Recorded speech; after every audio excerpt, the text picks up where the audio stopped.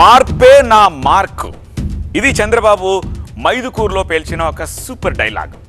తాను వెళ్ళొచ్చిన చోట మార్పు కనిపించాలి, అలాగే తాను ప్రవేశపెట్టే పథకాలతో ఈ మార్పు రావాలి అంటున్నారు. అందులో భాగంగా తలపెట్టిన స్వచ్ఛ ఆంధ్రకు చంద్రబాబు ఇక నెలలో 3వ శనివారాన్ని కేటాయించారు.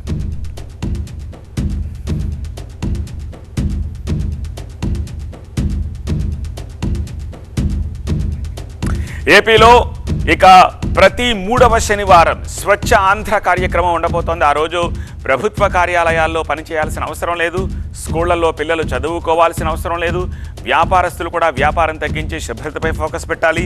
స్వచ్ఛ ఆంధ్రకు చంద్రబాబు 5 సూత్రాలు చెప్తున్నారు.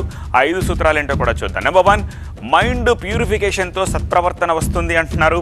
నెంబర్ 2, బాడీ ప్యూరిఫికేషన్తో ఆరోగ్యం బాగుంటుంది అంటున్నారు. నెంబర్ 3, ఇంటి శుద్ధితోటి ఆహ్లాదకర వాతావరణం ఉంటుంది అంటున్నారు. నెంబర్ 4, పరిసరాల పరిశుభ్రతతోటి సమాజ శుద్ధి జరుగుతుంది అంటున్నారు. నెంబర్ 5, వర్క్ ప్లేస్లో నీట్నెస్ తోటి 100% స్వచ్ఛత సాధ్యమవుతుంది అంటున్నారు ఏపీ సీఎం. ఈ 5 సూత్రాలపై చంద్రబాబు ఇస్తోన్న పూర్తి డీటెయిల్స్ని ఒక్కసారి ఆయన మాటల్లోనే విందాం. 3వ శనివారం ఏ ఆఫీసు పనిచేయక్కర్లేదు, ఏ పిల్లలు చదువుకోవాల్సిన పని లేదు. అదే మరి మీరు కూడా వ్యాపారాలు చేసేవాళ్ళు కూడా ఆ రోజు కొంచెం వ్యాపారం తగ్గించుకొని స్వచ్ఛ ఆంధ్రప్రదేశ్ పైన శ్రద్ధ పెట్టండి. అందరం శ్రద్ధ పెడదాం.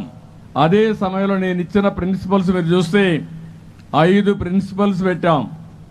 ప్రతి ఒక్క వ్యక్తి ఆలోచించాల్సిన విషయం 1, మీ మైండ్ ప్యూరిఫికేషన్. మనకుండే సమస్యలన్నిటికీ కారణం మన మైండే. ఎంతటి వాళ్ళైనా సరే ఒకసారి చెడు ఆలోచన రావడం, చెడు పనులు చేయడం, అక్కడి నుంచి జీవితాలను నాశనం చేసుకునే పరిస్థితి వస్తాం. అనునిత్యం మన మైండ్ని మనం కంట్రోల్ చేసుకుని, మన మైండ్ చెప్పినట్టు కాకుండా మైండ్ అనేది మీ కంట్రోల్లో పెట్టుకోవాలి తప్ప మీరు మైండ్ కంట్రోల్ లేకపోతే ఇంక మీరు ఎక్కడికి పోతారో మనకే తెలియని పరిస్థితి ఉంటుంది. అందుకే ప్యూరిఫికేషన్ ఆఫ్ మైండ్. స్వచ్ఛ భారత్లో, స్వచ్ఛ ఆంధ్రప్రదేశ్లో మైండ్ కంట్రోల్ చాలా ముఖ్యం. 2వ విషయం మీరు చూస్తే ప్యూరిఫికేషన్ ఆఫ్ యువర్ బాడీ. మీ శరీరాన్ని మీరు ప్యూరిఫికేషన్ చేసుకోవాలి. నిద్ర లేస్తానే ఇష్టానుసారంగా తింటే ఆ నుంచి డయాబెటీస్ వస్తుంది. ఎప్పుడన్నా ప్రాబ్లం వస్తే కాలు తీసేయాల్సి వస్తుంది. అక్కడి నుంచి అనేక సమస్యలకు, ఆరోగ్య సమస్యలకు కారణం అవుతుంది.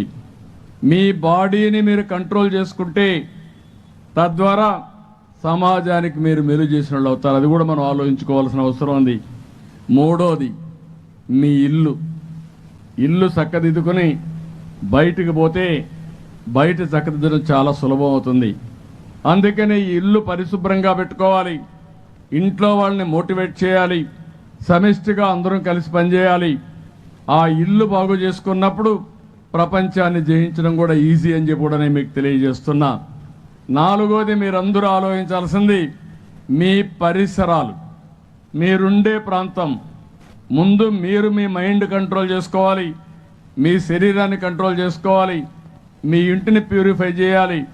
ఆ తర్వాత మీ పరిసరాల్లో ఆహ్లాదకరమైన వాతావరణానికి చెత్త లేకుండా, అదే మరిగా మరుగుదొడ్లు లేకుండా, లేకుంటే మురికి కాలువలు రోడ్డు మీదకి రాకుండా చేసుకోవాల్సిన అవసరం ఉంది. 5వది, మీరు పనిచేసే ప్రదేశం.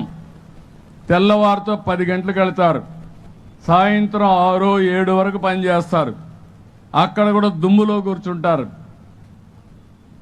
అదే మాదిరిగా ఆ వాతావరణం చూస్తే భయంకరమైన వాతావరణంలో ఉంటారు. ఆ పరిసరాలని వర్క్ ప్లేస్లో మనం కానీ చేసుకోగలిగితే ఈ 5 ప్రిన్సిపల్స్ చేయడానికి ఈ ప్రభుత్వం సిద్ధంగా ఉన్నాం. మీరు కూడా దీన్ని ఫాలో కావాల్సిందిగా రాష్ట్రంలో ఉండే ప్రతి ఒక్కరికి విజ్ఞప్తి చేస్తున్నాం.